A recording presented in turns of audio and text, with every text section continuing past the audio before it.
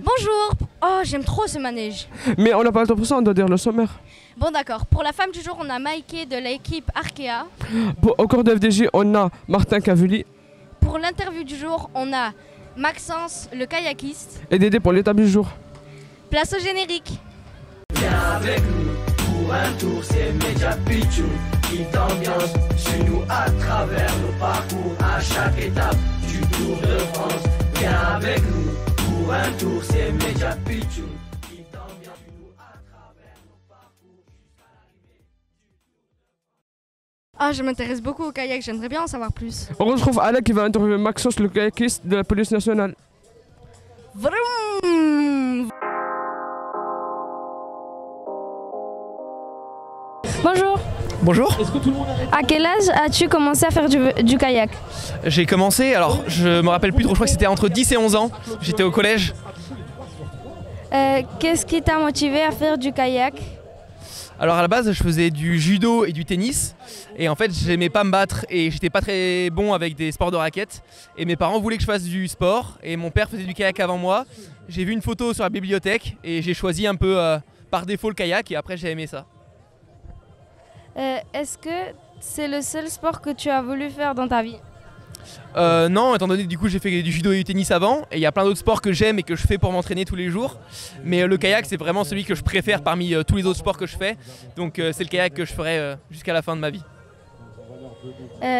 Est-ce que tu te sens plus athlète ou policier? Non, je me sens autant policier que athlète parce que si j'étais pas policier, je pourrais pas faire ce que je fais en ce moment et je pourrais pas justement m'entraîner à fond justement pour être performant en kayak. Et à la fois, je suis quand même un athlète parce que c'est grâce au kayak que je peux représenter comme il faut la police et véhiculer une belle image du sport et de la police en même temps. Comment t'organises ta vie entre ton sport et ton métier? Alors moi j'ai la chance qu'avec la police, j'ai un temps dédié au kayak tous les jours où je peux faire que du kayak et m'entraîner. Et après, voilà, comme le Tour de France féminin ou comme le Tour de France masculin, on nous invite à venir ici pour justement aider la police dans ses missions et à parler aux gens et montrer voilà, qu'il y a aussi des sportifs dans le sport. Et donc voilà, c'est comme ça que je jongle, mais j'ai la chance de faire quasiment que du kayak. Comment tu réagis quand t'appelles ton Estanguet? Tony Estanguet. Donc Tony Estanguet, c'est sans doute la plus grande figure du canoë-kayak. Il a fait 3 fois champion olympique. Alors c'est pas totalement comme ce kayak-là, il a fait du slalom, ça c'est de la course en ligne. Mais je pense que ça reste la plus grande star française en kayak, voire peut-être en athlète, et sans doute dans le monde qu'on a eu. Et du coup c'est une grande fierté de pouvoir être de la même nation et de la même nationalité que Tony Estanguet. Et en fait, ça te plaît au Tour de France?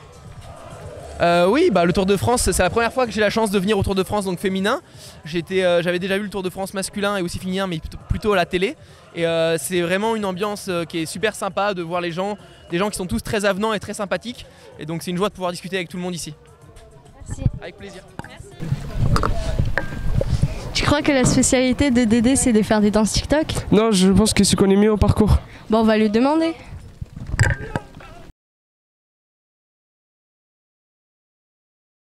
Bonjour Dédé. Bonjour, comment vas-tu? Bien. Est-ce que tu peux nous faire une petite danse? Une petite danse. Je vais faire peut-être un truc comme ça. Ça t'amuse? Ça t'amuse, hein? Ouais, ça m'étonne pas. Et toi, tu sais danser? Non. D'accord, comme moi alors. C'est parfait. Est-ce que tu peux nous présenter l'étape de Albi-Blagnac? Bien sûr que je peux présenter cette étape. C'est une étape courte, elle le fait 122,1 km, ça n'est pas la plus courte. Mais néanmoins, on est sur des étapes qui ne sont pas très longues. 120 km, un peu plus de 120 km. On sera dans le département du Tarn-et-Garonne. Et puis évidemment, on atterrira à Blagnac en Haute-Garonne. Donc c'est une étape qui ne présente pas de grandes difficultés puisque c'est une étape où il y aura très peu de montées et de descentes. On est sur une étape qui est plutôt plate avec simplement, je crois de mémoire, 3 ou 4 côtes de 4e catégorie. Autant dire que ce sont de petites bosses qui seront rapidement avalées. Il faudra faire attention peut-être à 2 choses. Le vent, même si on n'est pas certain qu'il y en ait, sur ces étapes qui sont plutôt plates, le vent, ça peut créer des bordures, des cassures, donc ça peut arriver à briser le peloton en plusieurs morceaux. Il faut être dans le bon train pour pouvoir éviter d'être lâché à cause de ce vent qui peut séparer un peloton en plusieurs morceaux. C'est ce qu'on appelle les bordures et les cassures dans le peloton. Et puis évidemment, un autre risque, c'est le risque de température, la chaleur. Il fait chaud, il fait très chaud. Le Tarn-et-Garonne, la Haute-Garonne, ce sont des départements où il peut très très vite y avoir des températures qui vont monter au-delà des 35 degrés. Et qui dit 35 degrés en l'air, dit que la route, elle va pouvoir, comme c'est noir, la route, ça va absorber la chaleur. Et la route, elle peut monter jusqu'à 50, voire 60 degrés. Et il faudra faire attention à ces routes qui parfois se dégradent sous l'effet de la chaleur. Techniquement, ça s'appelle du ressuage. C'est quand la route, elle commence à fondre. Alors, ça ne fond pas complètement, hein. Ça devient mou comme du chewing-gum. Et là, ça peut être dangereux pour le peloton et pour ces jeunes femmes qui courent dans des conditions de grande difficulté et de grande chaleur. Il faudra voir ça parce qu'après, on va attaquer d'autres difficultés. Ça sera pour plus tard. Ça sera le Tourmalet, ça sera le contre-la-montre. Là, on sera sur la fin du tour. Et il faut garder un petit peu de peps et un peu d'énergie pour pouvoir en terminer dans les meilleures conditions. Merci, au revoir. Merci à toi et à bientôt. Quoi de mieux qu'un petit café devant l'image du jour? À la tienne. Place à l'image du jour.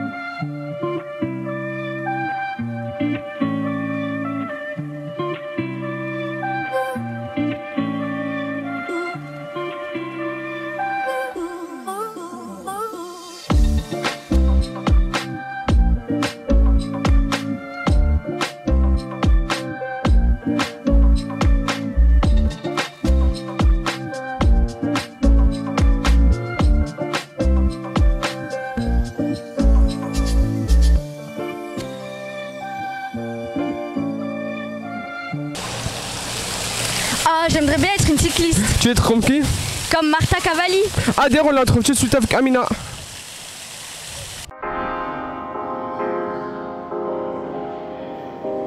Bonjour Martha, comment tu vas? Je vais bien, merci, et toi? Je vais bien. Cécilie est toujours dans le top 10. Quelle est votre stratégie pour les prochaines étapes? On va vraiment essayer de continuer de la protéger, la mettre dans les meilleures conditions et surtout la placer dans les meilleurs groupes. Même si on peut s'attendre à des attaques de plus grands coureurs. On lui fait vraiment confiance parce qu'elle est en très bonne forme en ce moment. Et elle va jouer. Tu as eu une première édition du Tour de France assez compliquée. Est-ce que tu reprends du plaisir sur le vélo? Oui, bien sûr. Qu'est-ce que tu préfères sur le Tour de France pour l'instant? Je dirais les gens autour des routes parce que c'est vraiment très important pour nous d'avoir du soutien des gens qui nous regardent, des fans, et ça fait vraiment une atmosphère très sympa. Est-ce que tu es plutôt du genre superstitieuse et est-ce que tu as eu peur avant l'étape 2 et en descente? Des fois oui, des fois non, ça dépend surtout de la vitesse. Quels sont tes prochains objectifs dans le cyclisme?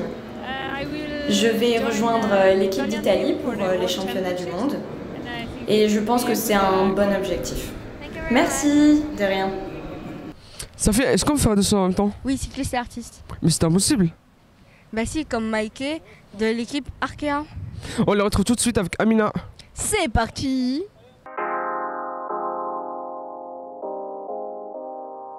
Bonjour Mikey, comment tu vas? Je vais bien, c'est une course difficile, mais je vais bien, merci. Comment se passe ton Tour de France jusqu'à présent? Eh bien, pas aussi bien que je l'aurais espéré, mais il nous reste encore 4 étapes, donc je vais faire tout ce que je peux. Tu fais aussi une école d'art. Quelle est ton histoire personnelle avec l'art et est-ce que tu en as toujours fait? Eh bien, j'ai toujours dessiné, fait de la peinture, du moins être créative. Donc oui, j'ai toujours fait ça. Et puis j'ai aussi étudié le design, donc c'est un petit peu dans la même veine. Donc j'adore ça. Par exemple, j'ai peint mes chaussures. Oui, je fais plein de choses différentes, toujours autour de la créativité. Quelle discipline artistique tu préfères? C'est assez dur, j'aime beaucoup de choses. Je pense que j'aime vraiment beaucoup la peinture parce que ça me permet de me détendre. Comment tu fais pour concilier tes entraînements et ton quotidien en école d'art? Eh bien pour moi, l'art c'est quelque chose qui me permet de me concentrer, de me focus sur le vélo. Et quand j'en ai fini avec le vélo, c'est aussi quelque chose qui me permet de me relaxer et qui me permet un petit peu d'oublier le stress de la prochaine course. Donc l'art ça m'aide vraiment au quotidien et surtout pour le vélo aussi. C'est une sorte de thérapie, ça m'aide aussi avec les jours où on a de longues journées dans la voiture. Je dessine sur mes affaires, je fais des designs, par exemple pour mes chaussures comme j'en ai parlé. Des designs que je retiens, que je peux refaire ensuite une fois chez moi. Donc c'est vraiment cool. Est-ce que tu te considères plus comme une cycliste ou comme une artiste? Est-ce que je peux être les deux? Pour l'instant, je suis plutôt cycliste, on va dire. Mais après ma carrière dans le vélo, c'est clair que je continuerai dans l'art. Bonne chance pour aujourd'hui! Bon, c'est la fin de journée, je suis un peu fatiguée. Je mérite un tour de toboggan. Ouais! Merci d'avoir regardé notre émission. À demain! Oh ouais, moi aussi je dois dire au revoir. Au revoir!